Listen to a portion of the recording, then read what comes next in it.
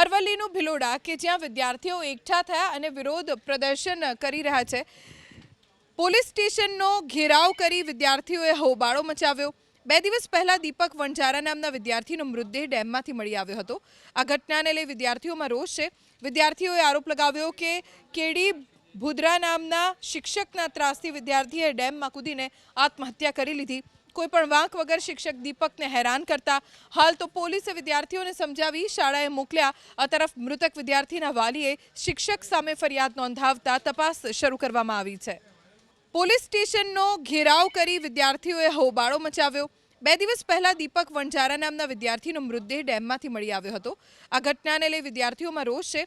વિદ્યાર્થીઓએ આરોપ લગાવ્યો કે કેડી ભુદ્રા નામના શિક્ષકના ત્રાસથી વિદ્યાર્થીએ ડેમમાં કૂદીને આત્મહત્યા કરી લીધી।